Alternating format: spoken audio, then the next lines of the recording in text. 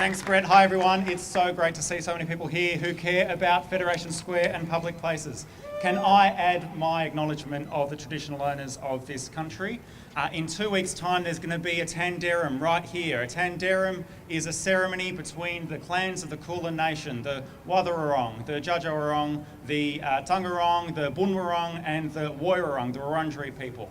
6 years ago, we had the first Tanderrum here as part of the Melbourne Festival, with Ilbidgery and the City of Melbourne partnering to deliver it. It was the first Tanderrum in 150 years. That's what displacement does. That's what, in the 1830s when Melbourne was formed, when you don't do any public consultation first, that's what happens when you push these things out. There was 150 years without a Tanderrum because we weren't engaging with and listening to the first peoples of this country. It's essential that we do that, and this place has been a place of great healing. This place has been where that ceremony has been reinvigorated and where that Tanderrum has come back to life. It is a wonderful, wonderful place, and yet we're about to make the same mistakes that we did in the 1830s when this place was set up, the same mistakes we did when the Hoddle Grid was laid down, when democracy was not in vogue and there were no public places set out in the Hoddle Grid, because that would just lead to people congregating in public, and that was a dangerous thing when Robert Hoddle laid the grid out. Why are we still thinking in that 1830s, 40s, 50s mentality? We know that, as Colleen has said, as Simon has said, that to make good places, you need to ask the people. Architecture is one thing, but the only thing that makes a public place work is people. And so I acknowledge the first peoples of this nation. I acknowledge that their place here is just as important to them as it is now to us as Melburnians born and bred, and that we need to get back to government focusing on people and not making decisions as though they know what the decisions, what is best for the people. We have to ask the people. It's been a pleasure to work from the City of Melbourne in opposing the plans here, because it's very poor planning processes that have been undertaken. The motion, as Brett said, that I moved in February had 800, 900 submissions, which is a record for at least 20 years. The backlash from the public has been absolutely incredible, and you have to keep it up.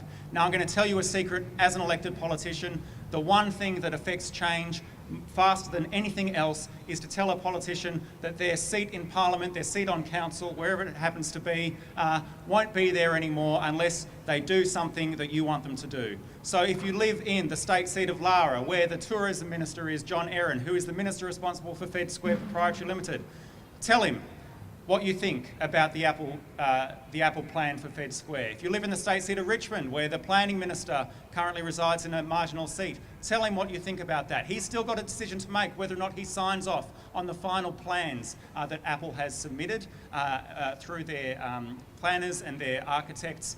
Whilst the rule changes have happened, Apple still has to submit final plans. That came through council a couple of weeks ago. We couldn't make a decision because the plans were incomplete.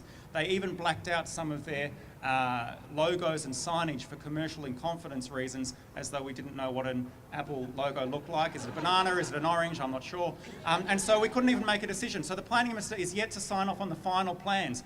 Tell him, especially if you live in the state seat of Richmond, what he should do about that decision when it hits his desk in a week or so. He shouldn't sign off on it. But wherever you live in Victoria, wherever you live across Melbourne, this is an issue that should be a state election issue. The timing is perfect. There's a state election coming up in just 2 months' time. And if you tell your local member, the candidates challenging your local members, what you expect, this can be a much bigger issue again, and we can actually see this issue getting some traction, because right now you've got cabinet ministers saying, this is a bit of a headache for us, we're just going to crash through and see what happens on the other side of the election. Don't let them get away with that. You've seen John Erin, you've seen Philip Dalladakis on Twitter, on the television, in the news channels saying, no, we know we've done the right thing. Young Melburnians in particular, they want an Apple store, and this is just a minor crowd that the issue's going to go away. Don't let it go away. Keep your voices strong, keep writing to your politicians, use every bit of leverage that you possibly can right now, 2 months before a state election, especially if you live in an electorate of a cabinet minister, and we can actually stop this thing from happening. Thank you. Thank you, Councillor Rohan.